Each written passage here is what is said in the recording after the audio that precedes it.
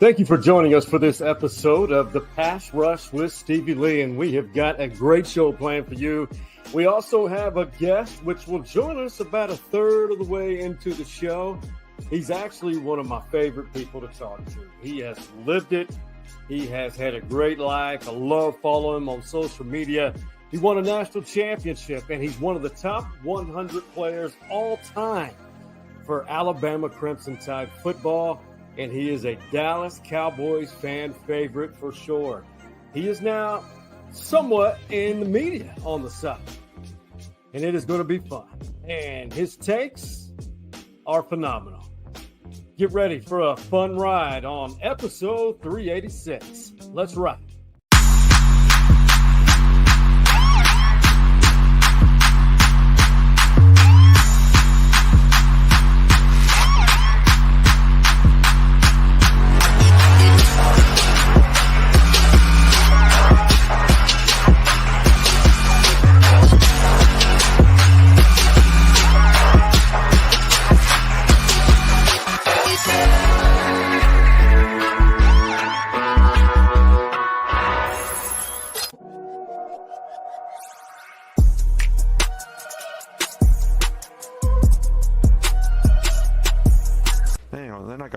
SEC. There's a whole lot of arrogant people in a lot of places in the SEC, so they can forget all about that. They'll be a good team and a great program, and Stark will do a great job, but that's not going to be a problem. It's a little different.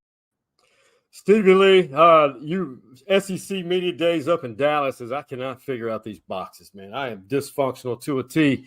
You heard Coach Saban, funny to a point, and we'll get into that with our guests that we have, but Alabama is not dead. And let's agree. Well, you don't have to agree, but he may have stepped down, but Alabama's going nowhere. Is that your feeling from SEC Media Days? Yeah. It still has the heartbeat of Saban right now over there. I'm going to believe that until they show me otherwise. So I'll be watching close this season. Well, I can't wait. And we, as I said, here in a few minutes, we're going to bring on a guy that so much fun, and he has a great insight, great opinions, played the game at a high level in college, and won a national championship. And, of course, he was fun to watch at with the Dallas Cowboys as well. Now, the big rivalry that you have talked about a lot, it has not been played since 2011. Quinn Ewers had a history lesson from his dad. And everyone talks about Texas OU, and I know we do the same thing. But he mentioned that his dad told him that rivalry meant more to him as a fan than did the OU game. What's your take on that? I can see that for sure. The Texas OU game was a lot of fun. It was in a neutral site. But I'm from Louisiana, and I knew that Texas played Texas A&M, and I knew that it was going to be fun and a good rivalry before I got to Texas. But when I got to Texas, it was a whole different story. After we play that last game, usually against Texas Tech, we have 2 weeks. We have a bye week, and then we play A&M. Well, that whole 2 weeks, Coach Brown would pipe in the Aggies fight song in our locker room and play it on a loop all day, all night, on a loop.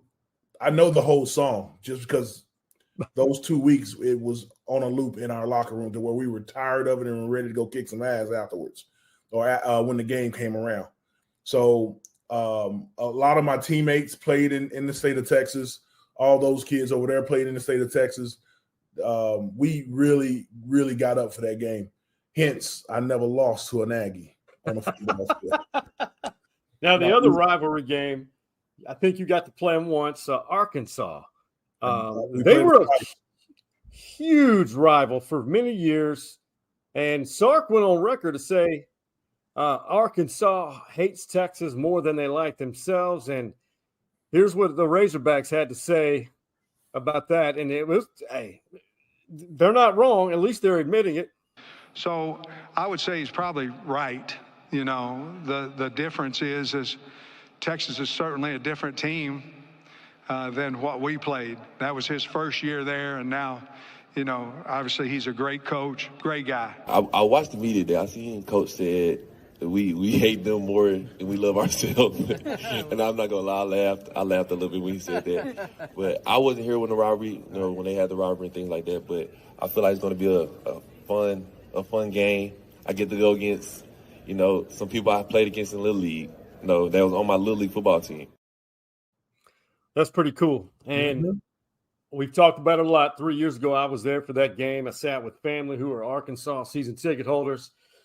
I've been to some hostile places. I thought Kyle Field has always been hostile. I thought OU can be hostile for certain fan bases.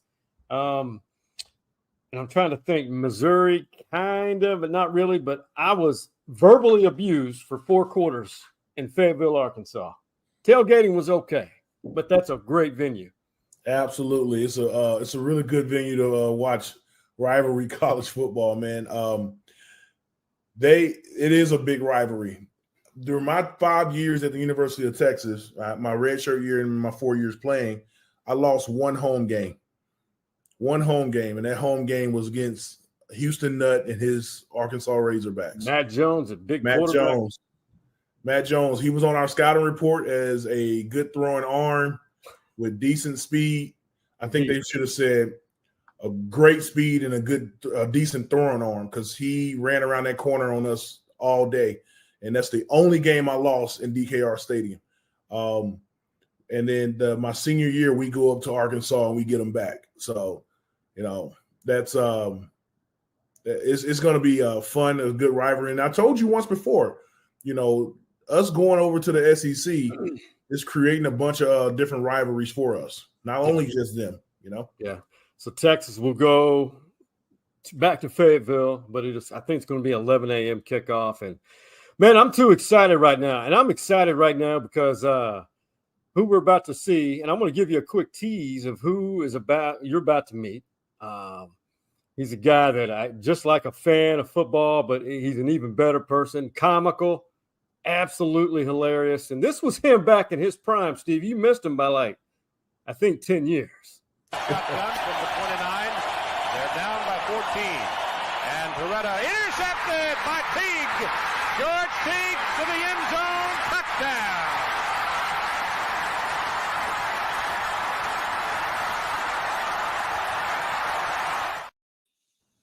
Rumor has it that George Teague can still do that high stepping. Is there any truth to that, GT?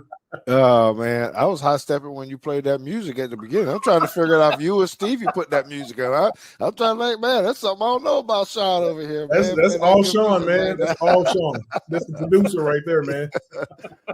Yes, sir. Oh, man. GT, man, he's a veteran. This is his second time to be.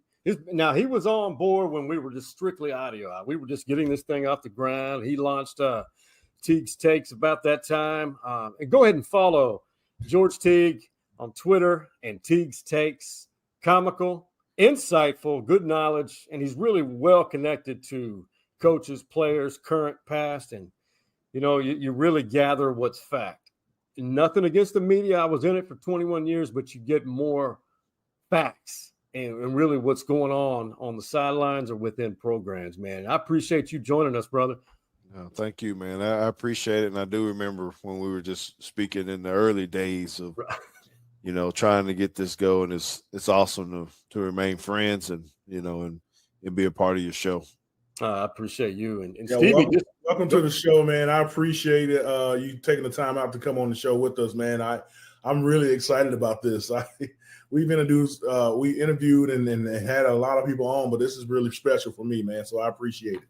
No, it's good, man. I'm too close to this Texas stuff too, man. I gotta say, because I don't know what the age difference is between you guys, but I've had Jonathan Scott, who was an offensive lineman there for Texas, on my show, and I've coached with them here in Dallas, and we got a good friendship too. So I feel like I'm way too close to that program than I need to be.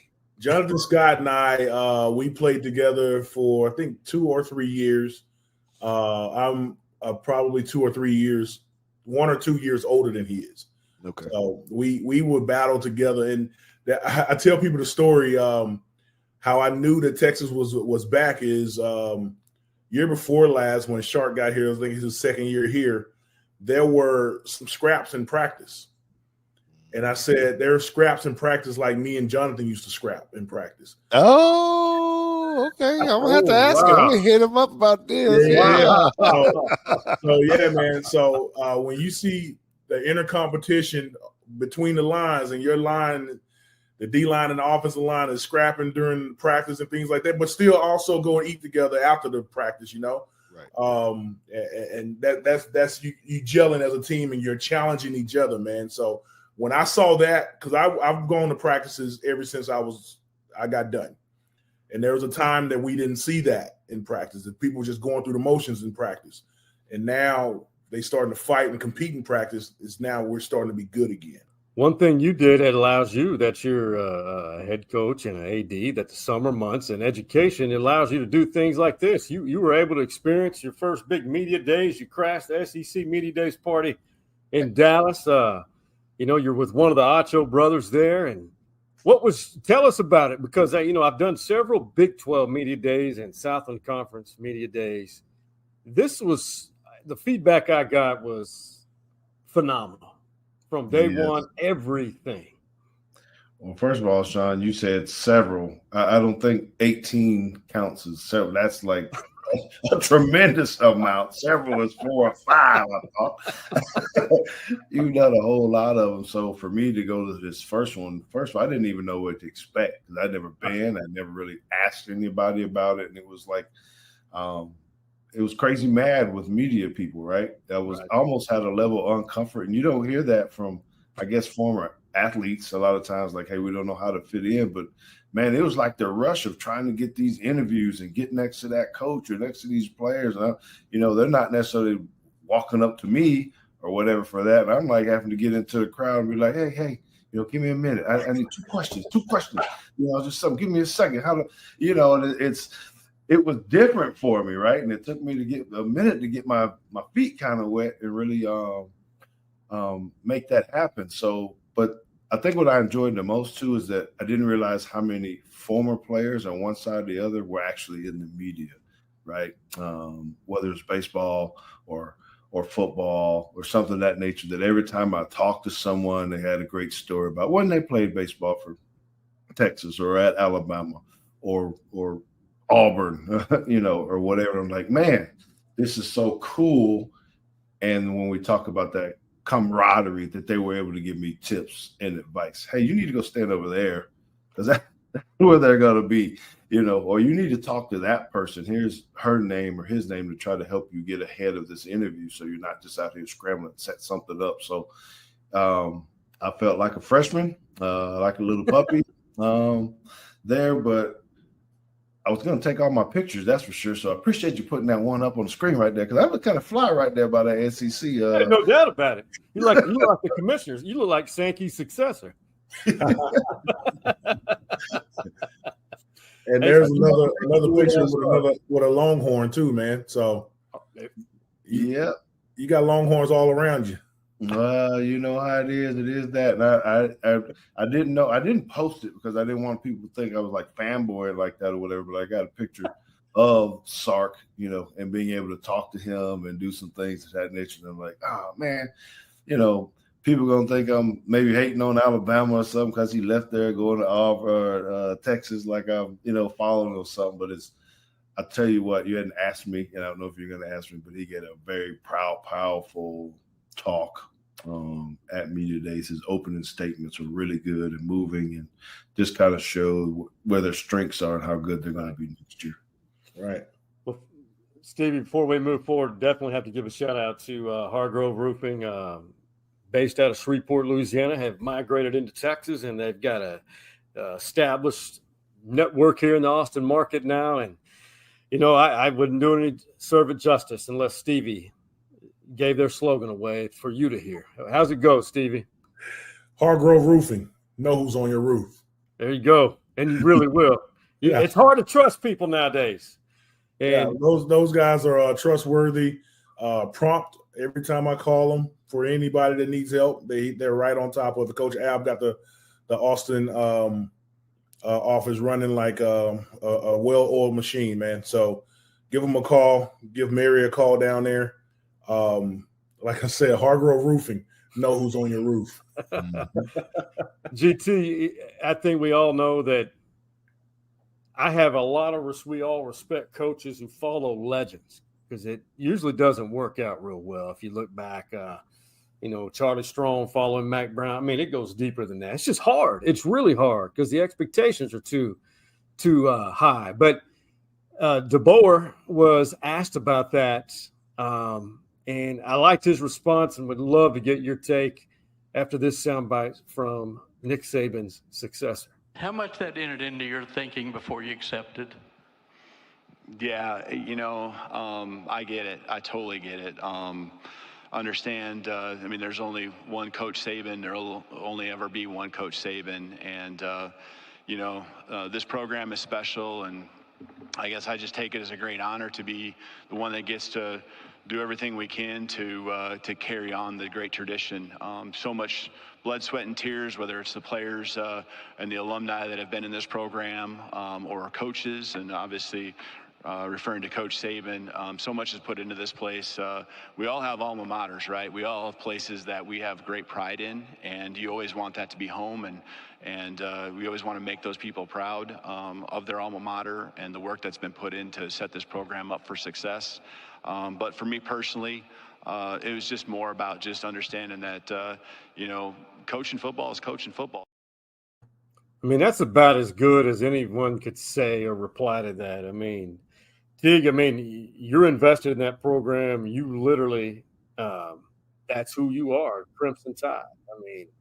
Do you envy him, or do you feel good about what he's inherited and him moving forward? Man, I feel good about it, and I've had multiple opportunities to be able to talk to him personally. But and he did answer that great, because what he didn't say, he did say there was one Nick Saban, but he didn't say that there was only one Brinks truck, because one of those Brinks truck backed up to his house to help him make that decision pretty fast to get over here. You know what I mean? It is a great place to coach, and it is going to be very hard to follow that, because the expectations could be unreal and unrealistic for him. But I think what Greg Byrne has given him, and even Coach Saban, is the resources, the people, the contacts, all this kind of stuff. You look at how his recruiting has still stayed on track. That has been the key, because if that would have fell off, the process could have been very, very bad. So he is totally different from Nick Saban in the way he handles his business and all this kind of stuff. Not in a bad way. It's just different. My words that I've used in that is, he's just a little more modern. Like I said, he can relate to these kids in a different way. They're playing music in practice now. Saban didn't do that. They're shooting the videos and different things. Saban didn't allow that. That doesn't mean you can't get to the same results with that. And the guys are responding to him. You talk to him there. That's why a lot of them are, I guess staying too. Also, like something fresh, something new. So if he can get them to play at the level that he wants them to play, while they're having all the fun and all the other things that maybe Nick didn't allow them to do, I don't see why we still shouldn't be competitive in the SEC and beyond. Yeah, I agree with you, man. Especially when you said that they're playing music in practice, they're doing the videos and things like that. Something clicked like that at the University of Texas back when I was playing. When Vince Young came in, Coach Brown was real stiff, real Nick Saban-like. And then when Vince got here, Vince brought a boombox into the locker room, and they let us play our own music in the locker room, and we were doing our own thing, and everybody was loose, relaxed, and actually having a good time and wanting to come into the locker room and just hang out. That scares me a little bit that they're doing that over at Bama now. So no, but when the kids are having fun, man, they winning is fun, but also in between weeks, you still want to have fun with your guys, and that relaxes you. It's up to the coaches now for them to put in a good game plan and to have them execute, Well, Stevie, the mental toll that you have as a player that, most don't get the experience of after that loss or even after that win, if you're still just so on edge about something, you need to be able to relax a little bit and have a good time and cherish those moments. You got to get back to work. You got to get back to practice. You got to get back to the weight room. But I think the stress that was put on our players at Bama, the mental piece, and I know there was so much of the mental aspect that Saban worked on with that, how to overcome, but there's still something about being 18 years old, right? And no question. That's a great way of putting it.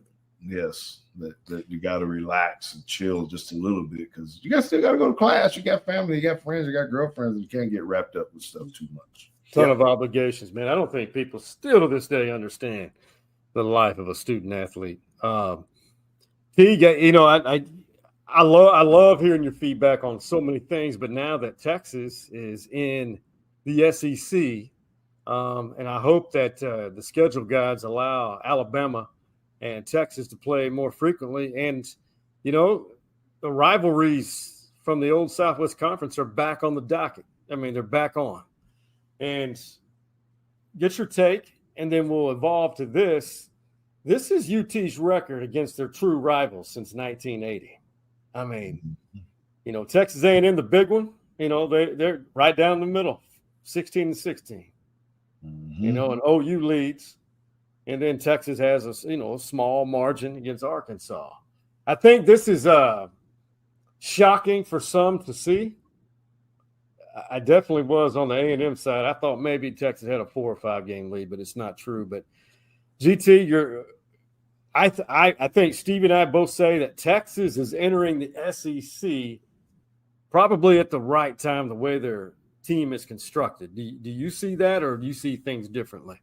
No, I think they're primed and ready, more so than Oklahoma, and probably more so than Arkansas. They're already in the conference or whatever. So, I think that what Sark has already done so fast and so rapidly is kind of build this team where, he's taken what he learned about the recruiting for the SEC, and I think he'd already started to apply that to the university. And so I think they're going to have pretty good success here. When you're talking about these rivals, I got to say this, it did surprise me a little bit too. I thought you were a little bit further ahead of Texas A&M than that. And I know how the hatred that they have for UT as well. I'm close enough to many people, and it's just like they just despise them now. They just even have worse now that Texas is following them over to the SEC. They're like, oh my gosh, I think y'all gonna run A&M out of the SEC because y'all go ahead and beat them a couple times. They might go jump.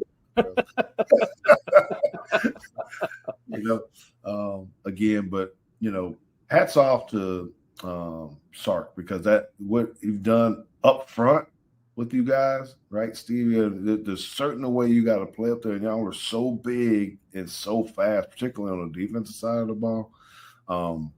That they're built there. If there's one area, and he said it, I heard him say it, but I'd already been researching it, I guess, or whatnot, is you got to fix that secondary because you're going to come in, there's a lot of speed. There's a lot of people going to be throwing the ball around. I know we talk about the ground and pound of the SEC and all that, but, man, them dudes, they be taking some shots down there. If you don't get the secondary right, that could be a cause for headache during the year for Texas. Yeah, when I look at the University of Texas and look at their defense, the number one thing that we need to get together, and I don't want to say fix, but fix, is the D-line. We lost 2 great All-Americans, first rounders, right? In Byron Murphy and then Trevondre Sweat. I mean, it's hard to replace people like that, But we got some big guys. I think that they need to work on their footwork. Like they're big, like those 2 guys that left, but they don't have the feet like those 2 guys. Then number 2 is the secondary. You're right. There's a lot of teams that can still go deep on us, and we're not playing LSU this year, but always, whenever I think of the SEC offenses, I think about all those badass receivers that LSU were running across the field. Not necessarily up and down the field, but going across and comeback routes and things like that.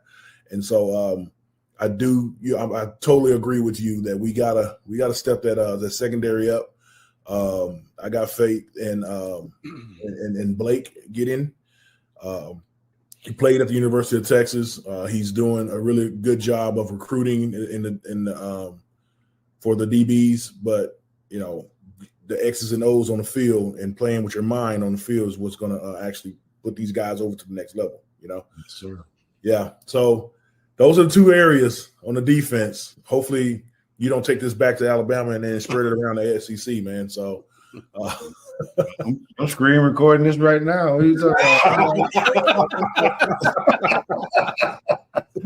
will say that the interior D-line, they did pick up some portal guys, I think, from Arizona. Yeah. But then again, Stevie's point, it's been a concern when you replace two high NFL round draft picks. It's going to be tough for anybody. But I think if they get at least average play up front on the interior, I think they'll contend for the SEC 10-2 year, maybe 11-1. But let me go back to that real quick, man. I'll be quick. I know we got a lot to get into, but this likens to my time. I was recruited to replace Sean Rogers and Casey Hampton. And I don't know, George, if you remember those guys, but huge defensive linemen that went in the first round, just like these two guys left. And me and Marcus Tubbs were recruited and played their backup when they were here their senior year until I broke my foot and got medical red shirt. And then, we recruited, Marco Martin and Larry Dibbles and Rod Wright and all that stuff to try to just even fix the hole was left from those two guys, right? Mm-hmm. So it could be done. We did it. We were winning back in my day, but it's really hard to replace two big holes like that, Yeah, I agree. And Alabama's done it over and over. But your quarterback, Jalen Milroe, love that kid, great energy. I was shocked that when one of his targets, Isaiah Bond, transferred, and Milroe was asked about that because he transferred to Texas. Detail oriented. He's a team guy. So to see him go is tough, but no, I'm very excited for him because he has another opportunity to play somewhere else, and so I'm super excited for him in his future. So did that shock you, Teague, that Bond left Alabama, or do you think it was simply because of Saban leaving? I think it's a combination of both. I don't know if transfers shock me anymore. No. Honestly, because it just seems like it's kind of the thing to do. So if someone's tampering, I guess I'll use that word, but if they're offering you some money, I get it. I'm not saying Texas is doing that. I'm talking about in general. That it's easy now to move and to go chase other things, playing time, dollars, whatever it is. So I can see where, maybe he won a better opportunity. I think Isaiah thought that he was probably better than some of the guys, not getting enough catches that he probably should have in the system that we've had in the past few years. And so I can concur with that a little bit. He's a very good football player. And I think that he probably wanted to have some more catches. So it was an easy exit for him when Saban left. I'll tell you what I appreciate the most about that, though, was Jalen Milroe just taking the high road and always just, saying the right things. He gets so much criticism about his play and other things, but every time you talk to him, man, it's just something funny. It's something inspirational. Is him working, and he's the type of dude that I've been around him before, but this is the first time I actually got to talk to him at the SEC Media Days. And when I just left out of there, I'm like, man, this dude here is bright. He is sharp. He is on it, and if he has the right coaching and the right tools, there's no telling what this guy could be, as far as a quarterback, but even more so as a human being. So it's pretty cool to see he still has those kind of relationships with guys who have left the program. The Texas in me is a little more cynical. But Sean, I'm a positive guy, right? You're a positive guy, 24/7. But Milroe's, what he said to me in that interview, what I listened to my third ear is, Bond left Alabama because he couldn't get on the field because we have way more talented receivers. So he went to Texas to try to get on the field. That's what I heard from him. Well, it's probably true in the sense that most guys leave when they feel like they can't get on. Now, the question we'd have to ask ourselves is why he couldn't get on the field, right?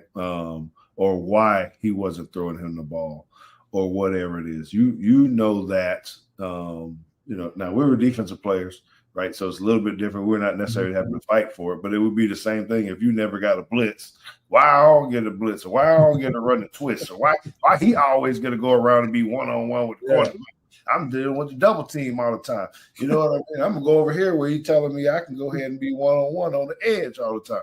Yeah. So doesn't mean he's not a good player. It just means maybe the circumstances are fitting appropriately for what he wanted as a player. Yeah, that's what you're supposed to say, but I'm gonna use this as bulletin board for my guys. Right, that's true. What you know what? I guess maybe the good thing or not so good thing because it'd be kind of fun to match up again. Shoot, trust us, we want to play Texas again. We got a sour taste in our mouth too, man. We need to get one back. You know what I'm saying?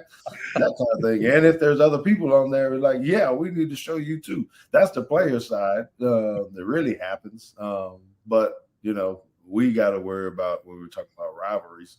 We got to worry about what Auburn's doing, regardless of how good they are or not. That's the one we definitely don't want to lose just for state bragging rights. No question. GT, so we keep all we're talking about is Texas, Georgia, a little bit of A&M, Ole Miss. I mean, with the expanded 12-team playoff, what team in the SEC is not receiving enough love that you think people should be talking about? Missouri. They've continued. I mean, they've gotten better. They do got some dogs on there. Wide receiver in Luther is absolutely phenomenal. And if you can't figure out a way to stop this dude, their defense played well. I mean, they really watched the film on them. You don't see a whole lot of big name guys about it, but they all seem to they're gelling together, right? The coaching staff is doing something. Listen to the coach talk a little bit, and it was really trying to how do you develop those guys and get to the pros. I like what he's talking about. He's trying to develop those guys that can go get there, getting guys to play for each other. So I don't know that they're one of the best in there, but they've shown they got the ability to be able to do it. And with this new pod structure and all this, they could sneak up on some people, make a little bit more noise than we think. I can see that. I really can. Stevie, have you thought about is it people always expect LSU, but is there one team that's really you're circling back to and you're thinking you're intrigued by this team or that nobody's giving a lot of pub for? I always thought that Tennessee was going to try to figure out a way to get back good. They got too much money up there, and there's another UT coming into their space, and they got something to prove. Like I said, us going into the SEC, we picked up A&M as a rival. We picked up Arkansas as a rival again. Our LSU rivalry is going to come back around too. I mean, it's next door states, and then who is the real UT rivalry too? That's huge. Like, we're not coming over to the SEC thinking it's going to be a cakewalk and a kumbaya party. We got a target on our backs, man, and everybody in the SEC is going to want to beat up on us and say, "I told y'all it's hard over here." So I'm thinking everybody's going to give us their best shot, even little bitty Vanderbilt. Up in Tennessee, they're gonna do it. Man, stop with that little bit. I'm serious, man. No, everybody's gonna give us the best shot, man. Everybody. Stop with that, man. And then we got Florida. I think Florida can turn around too, man. Man, stop. Hey, maybe it's just the coaching in me, man. The most important game is the next game, right? Yeah, that's true. I'm with that, but I'm looking forward to I think y'all should make up your rivalry with Tennessee call it. We need to make up our own new Orange Bowl. So there's another Orange Bowl, but y'all battle these oranges. You got two different,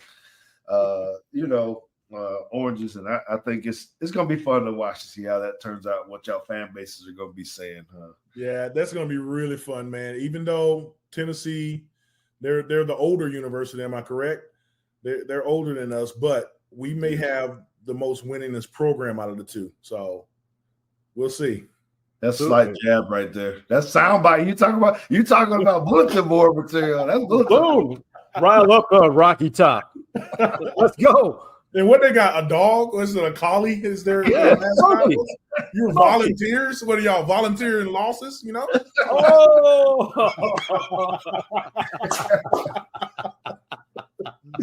Oh man, I forgot you were screen recording. Dang it, man. He's getting to Knoxville right now, giving it straight to Heupel. Yeah.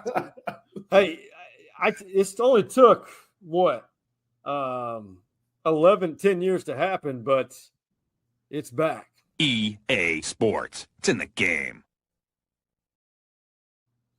So, yeah, man. Start Stevie. What would your overall player rating be? My overall player rating? Yeah. Oh man. Hey, I got to put myself at a 99. It ain't gonna happen, but I'm a 99. But whenever it was out back in the day, they didn't have our names on the game, but they had our numbers, height, and weight on the game. So number 93, 305 pounds. I was more than like 315 at 6'5", right? And so I would always play with the University of Texas, and I would put my controller on me and play me, So I'm so happy that this is back. All my friends have gotten back into it. I haven't gotten back into it. They said it's like muscle memory, man. Getting back into it, but now they got their names, their faces, and like their real likeness into this game. So I'll check it out one of these days. I'm just too busy right now. So, Teague, what you'd be like a 92, or is that disrespectful? That's too low, man. What you talking about, brother? Come on, man. You're a 99, huh? Well, you know what? I'm going to say that I probably would be a 98. Yes. Okay, let's go. Just because I can admittedly say that I probably dropped too many interceptions back in my day, even though I had a bunch. I was fast, I was physical. So if you're looking at the categories of physicality, the speed, the smarts, and all that, off the chart or whatever. Hands probably put me at 96 or something of that nature. Probably would skew my score a little bit. That's why I didn't win the interception title for the SEC at that time. So you're a little bit more humble than I am. I'm a 99, bro. Well, even though I could have worked on my pass rush a little. I know this segment is called the pass rush with Stevie Lee, but I love run stopping. I love making a pile right there in the middle of the field, man. So no, what I'm more angry about all of this with it is that these guys could have capitalized the way that we wish we would have capitalized. You said, they had our name and number. Everybody knew who it was. We knew exactly. It was us. We wasn't getting the check that they was getting like that. So, now all this back pay that they're giving back to 2016 or whatever. No, we need to go back to the 90s, cut a little bit of something. Come on, man. Like, I saw that article. And I was like, I said, my wife, hey, I might be getting a check. And then I read the fine print, 2016.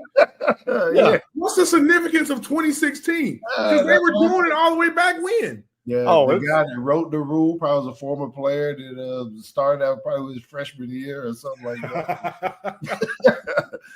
That's exactly what it was. Exactly, man. Come on. That's terrible. That's shameful right there. But we've gone all this entire time without. We got to give some Aggie love in here. So one Aggie linebacker, Tarian York, this was what he said about it, because he gets to play with him, not with himself. Whoa.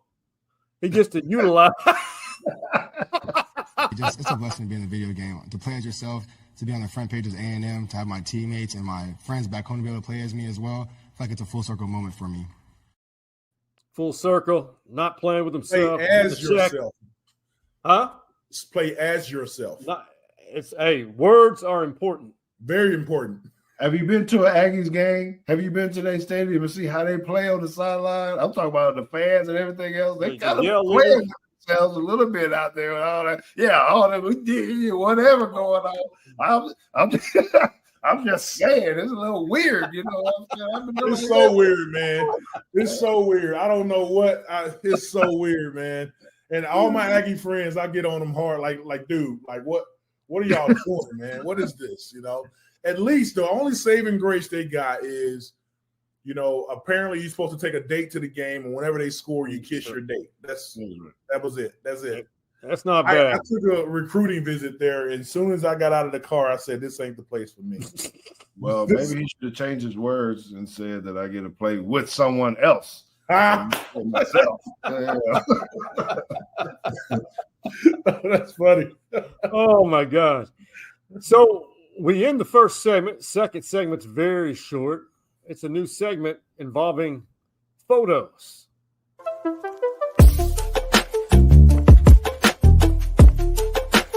Look at this. So, caption this. We got to begin with the guy who's the focal point of it, George Teague. This is you against Gino Torretta, Miami. Is that the year Gino Torretta won the Heisman? It is. It is. That's the Sugar Bowl. That's the loudest I've heard the Sugar Bowl on TV. I wanted that a piece of that Heisman.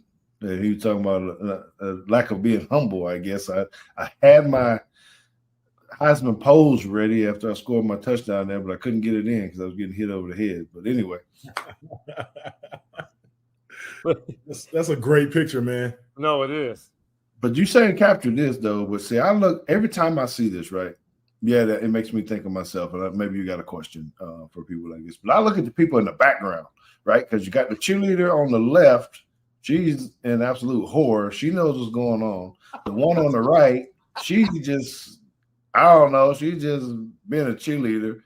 The guy with the biggest money shot has the camcorder in his hand. He's not even recording a play. He's not at all. And so, I mean, there's all kind of stuff going on in this picture other than me just taking a ball. So I guess my caption is going to be, what in the hell is going on in the background? That's right. There's too many things going on. My caption is, I'll take that. That's right. Yes, I'll take you. Maybe just be thank you. Yep. Appreciate it. Appreciate it. Yeah. That was the Brinks truck. Oh, maybe I call it Brinks truck because that was Brinks the one truck. that we paid right there. Yeah, money. Man, that's real nice. That's the one that got you paid. That's the money shot. Yay. Boom. Boom. Yes. Yeah. There you go. Hey, let's take a quick break and we'll hit on the Cowboys briefly. And we're going to have some fun in the second segment. It moves really fast. We got to give a shout out to Hargrove Roofing. And Teague, you get to see some acting done by your guy over here on the top right. Here at Hargrove Roofing, we try to think outside the box to kind of get the creative juices flowing. So I brought in my friend Stevie Lee, former defensive tackle for the Texas Longhorns. He's going to help the team strategize, really motivate them, light a fire. This guy's going to block down. This guy's going to block down. You put your butt into the guard, and that way my Mike linebacker gets free to do what?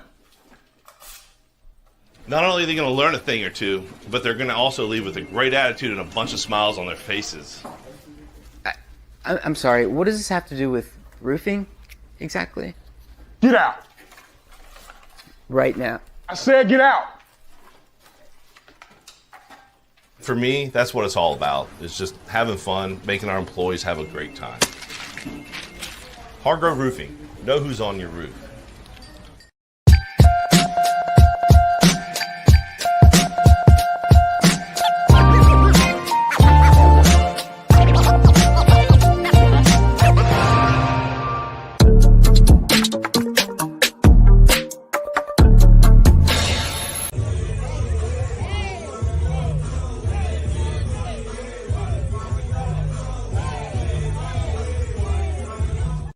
All right, I think Dak, him in the boot on the foot, has nothing for us to worry about. Are you buying that, Teague? Bro, I wish he would play football like he was dancing, loosen up a little bit and cut it loose. I'm saying, I mean, yeah, I don't think we have any issues with his foot and all that kind of stuff. I believe it. I mean, I can't imagine going through the injury that he had to go through and actually coming back and play. But, you know, we just need a tad bit more. His numbers are good. Stats are good. Everything's good. It's the that it factor, we call it, right? Stevie Lee, that I think he misses or doesn't have in those biggest moments where he can make something happen. Because he's very technically sound. Just sometimes as players, you need to be in that zone. There's probably some game where they couldn't block Steve. He was just doing whatever, knocking people off. You know, me in the Sugar Bowl, things are just happening. You strip the ball, you get an interception, you get a tackle, you get these moments. And he doesn't really have that moment where you just like, man, this dude is crazy out here and he can't be stopped. He's completing every pass. So he needs to have that for us to be able to win a Super Bowl. Yeah. Well, golly, I totally agree with you. I totally 100% agree with you. But that last playoff game, and I can't put that on Dak, man. I never did want to really put it on Dak, but you know he's heavy as the head to wear the crown. But CeeDee Lamb dropped a lot of balls in that game, and didn't run the routes like he was supposed to run the routes. Like I watched those little things in those games like that, man. So I'm not putting it on CD, but CD did not help his quarterback that game. No, I don't even go with Dak in that game, honestly. Yeah, it's that line. I'm going totally on the defense in that 100%. I mean, 200 yards rushing or whatever it was, it couldn't tackle nobody. And that coaching, is that players? I think it was a accumulation of it all. It just finally caught up with them. No linebackers, no true linebackers. Van Der Esch was hurt. You got Michael Parsons playing down. You're playing with undersized guys, safety in there. It was going to catch up with them sooner or later. It just caught up with them at the wrong time. Yeah, so that's the barbershop argument, man. So for me, CeeDee Lamb catching the ball, getting some first downs, keeping the defense off the field. All right? Let's keep the defense off. If the defense not playing well, keep them off the field, keep the offense on. I got it, but it wasn't like we were getting no 3 and outs to even have it. They would have one play for about 40 yards real quick. I mean, you know it as a coach, those explosive plays hurt, man. You can't give up 20-yard runs consistently early on. All right. You drop the pass. You got to stop the doggone run, man. Yeah. All right. I hear you. I'll think about that. I mean, up front, I mean, I'm with you, right? So one of the things we do on Teague's Take is exactly what you do. We try to look at the plays, the actual plays, and dissect what really, really happened. Who's out of position? What, and not necessarily just ragging on somebody, but it's what was supposed to happen on that play. In your great commercial that you had there, you were talking about down blocks and what that has to do with the linebacker. You know, how does a linebacker help the double team come off with that guy so he can make a play, right?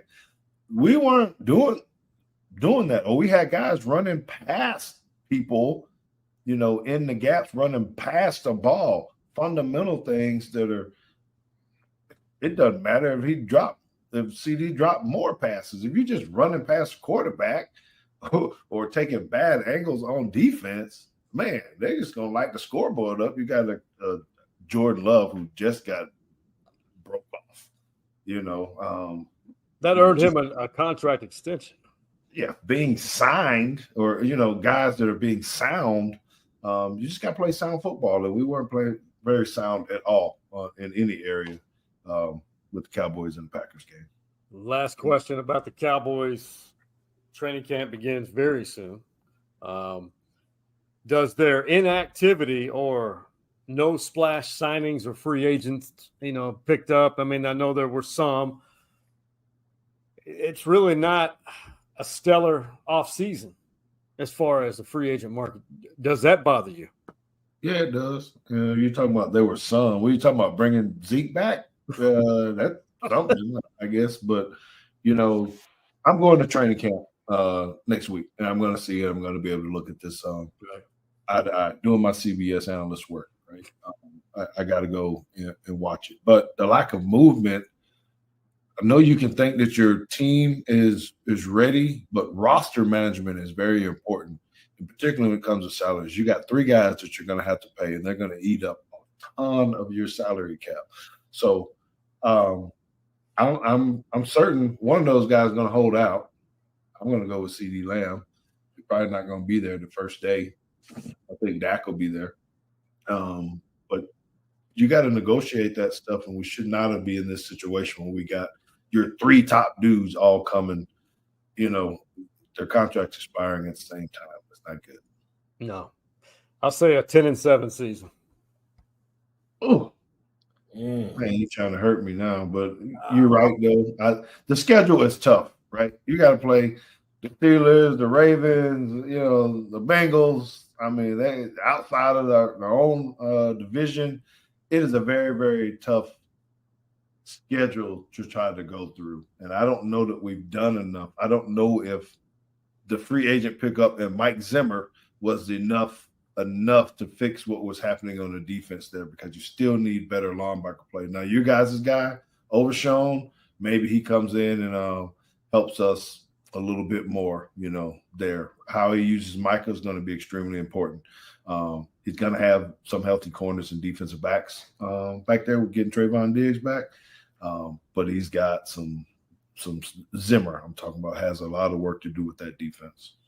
And you're right. Overshawn was doing really well until you got hurt, really well. So that could be a really big piece for the Cowboys defense. But I'm a little more optimistic than you guys, man. I think that they do well, better than 10-7, because there's something to be said about sticking with the nucleus that you have and continue to gel and grow with what you have already. But it is a business, and you do need to make some adjustments. But I think you make some roster adjustments in the all season. But I think that they've done enough. I think that they'll be better than 10-7. I hope you're right. Me too. I'll call you. I'll send you some water, cigar, beer, bourbon, whatever you want if you're right. Yeah, we can get the. Hey, man, if you find some Eagle Rare, send it to my house. That's all. All right. Hey, I don't know how to make this segue, but this is where the end is near for this episode, but this is where the humor starts.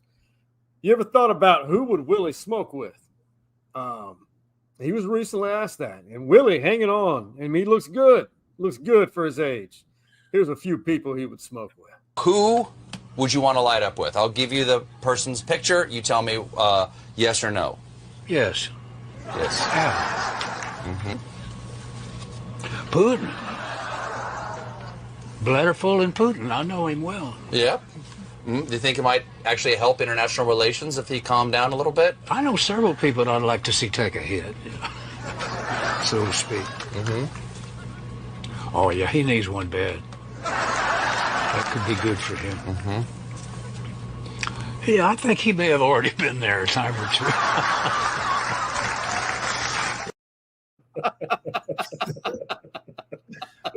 That's good stuff. Oh, my God. I heard a story. Snoop Dogg gave a story of him smoking with Willie Nelson. Man, he said that Willie Nelson passed him the joint, and he was hitting it. And as he had finished that one, he passed him another. I was like, "What, Willie? Where you getting all these joints from?" So if you can smoke Snoop Dogg under the table, man, you're doing something big. You saw Stevie. He was you held it a certain way, and you look very experienced. He got that technique over there. You know what I'm saying? That's the fundamentals of hand placement. Those defensive linemen. I am not under the foot of the NCAA, the Big 12, and Coach Brown anymore, man. I can do whatever I'm a grown ass man. I'm just disappointed. I'm disappointed that y'all didn't sneak in to this segment, Ricky Williams. How can Willie Nelson not smoke with Ricky Williams? Come on. That's a great question. Ricky lived here for years, and Willie Nelson lived down the street. I'm sure they smoked a time or two. They probably smoking together right now. Yeah, we're technically in the South, kind of. Yeah. This is TikTok in the man cave. I'll be curious to what you call these things we see at the grocery store. Serious question. What do y'all call these? Don't you say it. Do it. Say it. Tell them what they are. Because a lot of people around here, myself included, we call them buggies. Yeah, a buggy. God damn it. Or a buggy, if it's just one. Stop calling them buggies. It's a shopping cart. Maybe where you're from, they're shopping carts, but where I'm from, they're buggies. Those are buggies. Respectfully, of course. Sensational. Ain't that how he does it? I think that's how he does it. That's my guy. He's good on TikTok, man. Teague, what flows out of your mouth easily when you refer to those at the grocery store? I never ever call them shopping carts. There's too much stuff going on here, man. You know, they're buggies, or get one of those. You know, I don't say go get that shopping cart. Who in the world says shopping cart, right? Well, I really think of buggies as the smaller ones, the ones that the little kids. You know, I look at that. Hey, that's a buggy. You mean the one I use? Yeah. The one you sit in that Charlene pushes you around in. Stevie Lee pushes you around in. Yeah. I call them buggies as well, man. My kids made fun of me a long time ago calling them, Dad, why is this a buggy? I say it's a buggy. That's what it is. It's a man. buggy. They're full of buggies. Yes. Hey, man, tell me something good.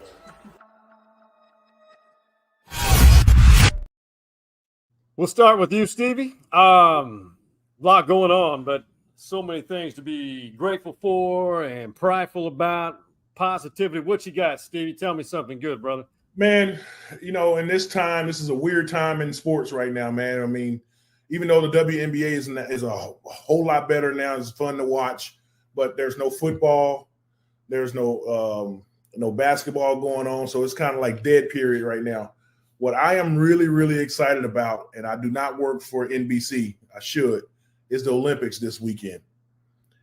So, opening ceremony start, I think, on Thursday or Friday, and I'm really, really looking forward. There's a ton of Longhorns that are competing in the Olympics, and when it comes to track and field, when it comes to swimming, diving, no gymnastics, but we got plenty of people from the University of Texas in the Olympics representing our country. We all need to be united right now, and this is a small way of uniting this very, very divided country right now. So I'm really looking forward to chanting USA. I see that flag up there on your wall, George, and you know, it's an election year. It's a volatile times. You know what happened with former President Trump the other day with taking a shot like this. We don't need that in this country, right? What we do need is unity, and I always thought sports is our great equaling a level playing field, and hopefully we can take these 3 weeks and unite as a country and root for the same country, the red, white, and blue, for a little bit, and then we'll get back to the political discourse. So that's something good, man. I'm looking forward to that. I cannot believe I didn't mention this earlier. So for you guys thinking George Teague, Cowboys, yes, he was the guy who lit up Terrell Owens, who was disrespecting the star at Old Texas Stadium. That's your guy right there. Yes, That's him. Yes, in the house. GT, man, I always love your perspective, positivity, inspiring. Tell me something good, brother.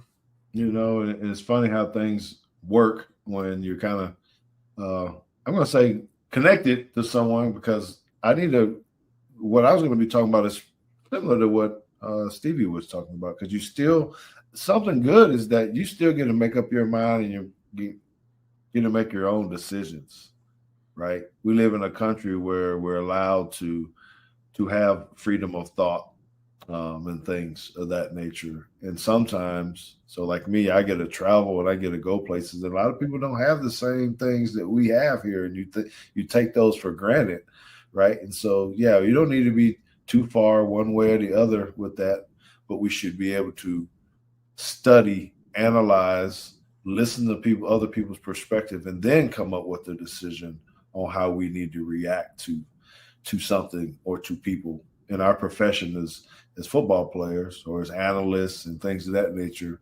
man, you have to hear all sides of everything. That is a great thing.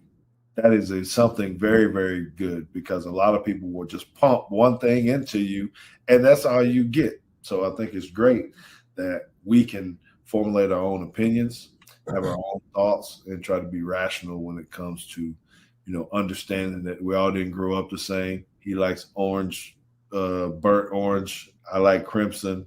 That don't mean we got to hate each other. We got to be able to have some type of discussion, and maybe we can come to a middle ground and say, well, you know what?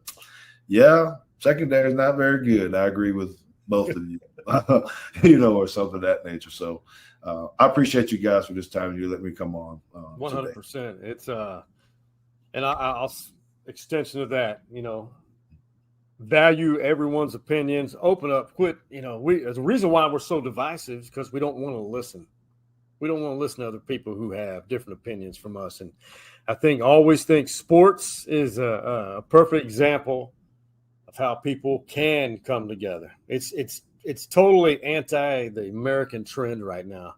I love the way sports, because we have Crimson Tide, Aggies, Razorbacks, Longhorns, you name it. There's divisions, but we all love what we are fans of. There's no doubt. And GT, man, I love your work. I love that you came on, man. And I hope we can do it again for sure. Absolutely, man. It's gonna be fun. You got my phone number. You know how to reach out. Don't get started.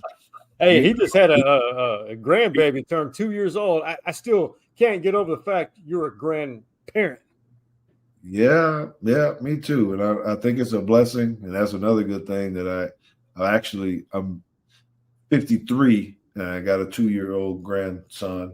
People say, well, you're a young granddad. But it's actually really good because all my limbs still work. I can pick him up. I can toss him around a little bit. I can have all these fun times instead of, pushing my cane and can't even do that. So it's a blessing.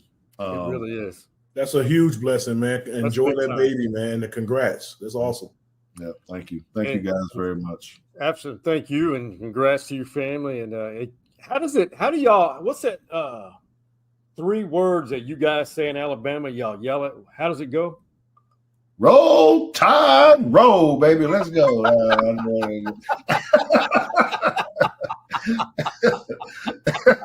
Oh, my goodness. Oh, my God. That's my welcome to the SEC right there, man. That is indoctrination right there.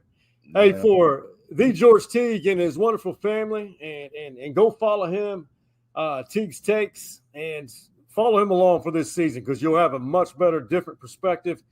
For George Teague, Stevie Lee, and his beautiful family, and the OG Man Cave boys, that being Hardball Hards, Big Mike, and the Coach Mo. What do we tell him, Stevie Lee? We out. You see the drippy, I'm fitted up. Hop in my car and the giddy up.